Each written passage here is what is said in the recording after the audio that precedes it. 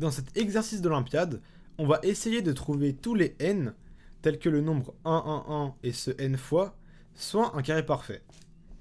Autrement dit, il existe un nombre k, un entier, tel que le nombre an soit égal à k au carré. Et donc pour cela, on peut essayer de calculer les premières valeurs de la suite an. Donc le premier terme c'est a1, qui vaut tout simplement 1. Et 1 c'est un carré parfait, parce que 1 au carré ça vaut 1. Et donc 1 est bien une solution. Maintenant a2. A2 ça vaut tout simplement 1, 1. Donc 11. Et 11 on sait que c'est pas un carré parfait. Donc 2 n'est pas une solution. Maintenant a3, qui vaut 111. Et pour vérifier si c'est un carré parfait, on peut calculer 10 au carré, qui vaut 100. Et 11 au carré, qui vaut 121. Bah donc il n'y a pas de carré parfait entre 100 et 121. Et donc 3 n'est pas une solution. Bref. En fait, il s'avère que quand n est plus grand que 1 strictement, alors ce n'est pas possible. Le nombre 1, 1, 1 n fois ne peut pas être un carré parfait. Et c'est ce qu'on va essayer de démontrer. Et donc pour cela, on va prendre un n qui est supérieur ou égal à 3. Alors, pourquoi pas 2 ? Bah 2, on sait que ça marche pas déjà. 11, on sait que c'est pas un carré parfait. Et si on prend un nombre n qui est supérieur ou égal à 3, alors ça va nous arranger. Donc notre nombre à n, il va être égal à 1, 1, 1, 1, n fois. Ok. Et nous, on va séparer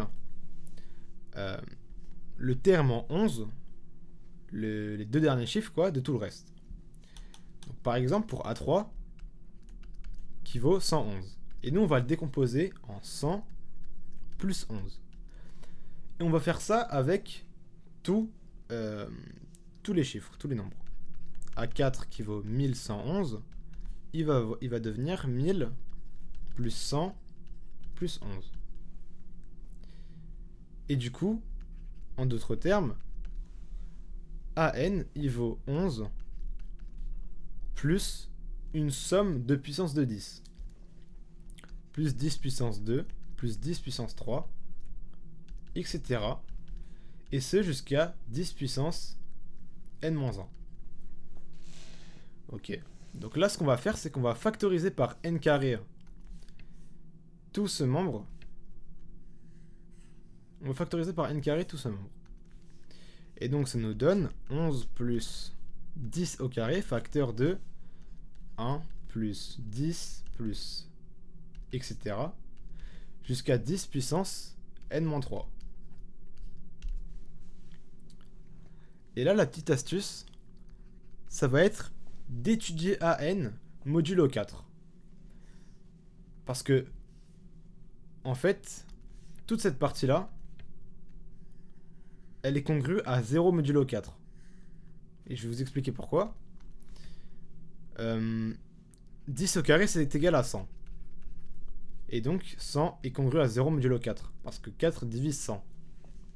Et donc, 10 au carré fois la somme, toute cette somme de puissance de 10, c'est aussi congru à 0 modulo 4. Et maintenant, congru à 0 modulo 4 comme ceci. Et maintenant, si j'ajoute 11 des deux côtés, j'obtiens que 11 plus 10 au carré, facteur de la somme, comme ceci, c'est congru à 11 modulo 4. Donc en d'autres termes, notre nombre AN, quand n est plus grand ou égal à 3, il est congru à 11 modulo 4. Mais 11, c'est 8 plus 3, et donc c'est congru à 3 modulo 4. Et nous, on veut voir si notre nombre est un carré parfait. Et donc pour cela, on peut essayer de voir le reste dans la division euclidienne par 3, par 4 plutôt, de tous les carrés parfaits. Donc pour cela, on va considérer K, et on va le calculer modulo 4. Donc il peut être égal à 0, 1, 2 ou 3. Maintenant, on calcule k au carré. Et k au carré, donc, on élève au carré, ça nous fait 1, enfin 0, 1, 4. Mais 4, ça revient de congruer à 0. Et 3 au carré, c'est 9. Et donc, c'est 1. Et là, ce qu'on arrive à voir, c'est qu'il n'y a aucun carré, parmi tout cela, qui soit congru à 3 modulo 4. Et donc, on a montré qu'aucun carré ne peut être congru à 3 modulo 4. Et donc, si n est plus grand ou égal à 3, alors an ne peut pas être un carré parfait. Si n égale 2, bah non plus, c'est pas possible. Et donc, la seule solution, c'est quand n égale 1, et que a1 est égal à 1, qui est égal à 1 au carré. Voilà.